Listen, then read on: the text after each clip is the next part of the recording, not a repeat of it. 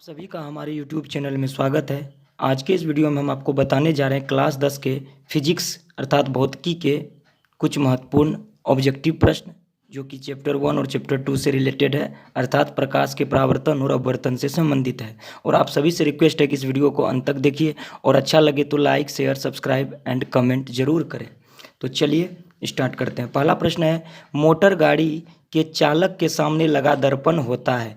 Motor गाड़ी के जो चालक होते हैं उसके साइड में जो दर्पण लगा होता है, अर्थात आप साइड मिरर कह सकते हैं, वो कैसा होता है? समतल होता है, उत्तल होता है, अवतल होता है या एक पतला लेंस होता है? तो हम सभी जानते हैं यह एक उत्तल दर्पण होता है। क्वेश्चन नंबर 2, उत्तल दर्पण द्वारा बना प्रतिबिंब कैसा होता है? काल्पनिक तथा उल्टा होता है या काल्पनिक तथा सीधा होता है? हम सभी जानते हैं, इस चैप्टर में पढ़े होंगे कि उत्तल दर्पण द्वारा बना प्रतिबिंब काल्पनिक तथा सीधा होता है। क्वेश्चन नंबर 3 पे आइए, प्रकाश के परावर्तन के कितने नियम हैं? देखिए, प्रकाश के परावर्तन के 2 नियम हैं और प्रकाश के अपवर्तन के भी 2 नियम हैं। आप सभी पढ़े होंगे अच्छे से। चलिए आगे चलते हैं। क्वेश्चन नंबर 4, उस उत्तल दर्पण की फोकस दूरी ज्ञात कीजिए जिसकी वक्रता त्रिज्या 32 सेंटीमीटर है। तो देखिए, फोकस दूरी और वक्रता त्रिज्या में एक रिलेशन है कि फोकस दूरी जो है वक्रता त्रिज्या की आधी होती है, अर्थात F=R/2। F जो है ये R/2 होता है, अर्थात फोकस दूरी वक्रता त्रिज्या की आधी होती है। तो 32 का जब आप आधा करेंगे तो ये कट के आएगा 16 सेंटीमीटर। तो 16 इज योर आंसर। ये option number B is right answer. तो चलिए इसी तरह का एक और सवाल है, एक गोलीय दर्पण की वक्रता त्रिज्या 24 सेंटीमीटर है तो उस दर्पण की फोकस दूरी क्या होगी? तो सेम आप कर सकते हैं, इसको 24 का आधा करेंगे तो 12। तो इसका आंसर हो जाएगा ऑप्शन नंबर सी, 12 सेंटीमीटर। फिर चलते हैं आगे। क्वेश्चन नंबर 6, एक उत्तल दर्पण की फोकस दूरी ज्ञात करें जिसकी वक्रता त्रिज्या 36 सेंटीमीटर है। फिर वही बात, F=R/2। तो 36 का आधा करेंगे 18। तो इसका option number A is right answer. चलते हैं क्वेश्चन नंबर 7 पे, हजामती दर्पण के रूप में किसका प्रयोग किया जाता है? देखिए, अवतल दर्पण को हजामती दर्पण के रूप में यूज करते हैं। उसके बाद अगला क्वेश्चन है, प्रकाश की चाल किस माध्यम में सबसे अधिक होती है? महत्तम होती है तो कांच में, पानी में, वायु में या फिर निर्वात में? तो प्रकाश की चाल महत्तम होती है निर्वात में। हम सभी जानते हैं 3 × 10⁸ मीटर पर सेकेंड निर्वात में होती है इसकी चाल।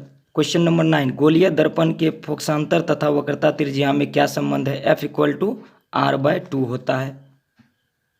निर्वात में प्रकाश की चाल कितनी होती है? तो देखिए, निर्वात में प्रकाश की चाल भी हम चर्चा किए थे, 3 × 10⁸ मीटर पर सेकेंड होता है। फोटोग्राफी कैमरा का अभिदृश्यक होता है, कौन सा लेंस होता है? उत्तल लेंस, अवतल लेंस, उत्तल दर्पण, अवतल दर्पण। तो ये उत्तल लेंस होता है, option A is right. Question number 12, प्रकाश का वर्ण विक्षेपण किस उपकरण से संभव होता है? देखिए, वर्ण विक्षेपण के लिए हमें प्रिज्म की आवश्यकता होती है।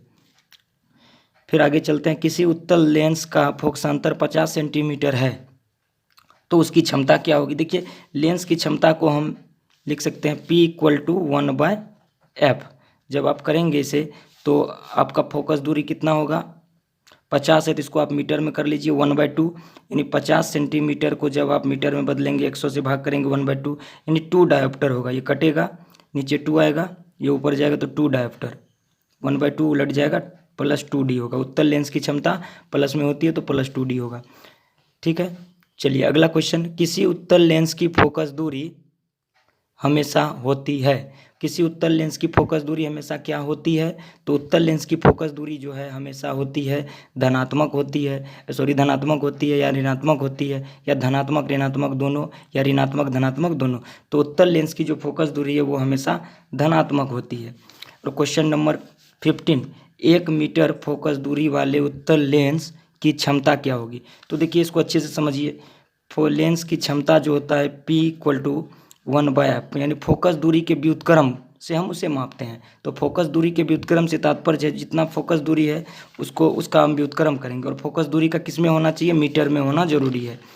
तो यहाँ पे क्या है, 1 मीटर पहले से दिया हुआ है तो 1/1 मीटर को करेंगे आप P=, तो ये कटेगा 1 डायोप्टर। तो आपको पता होना चाहिए, फोकस दूरी वाले उत्तल लेंस की बात हो रही है तो उत्तल लेंस की क्षमता को हम प्लस में और अवतल लेंस की क्षमता को माइनस में, तो +1D होगा। ठीक है, यदि कोई चीज़ पूछना हो तो आप कमेंट कर सकते हैं। आपको ये वीडियो कैसा लगा? लाइक, शेयर, सब्सक्राइब जरूर करें। थैंक्स।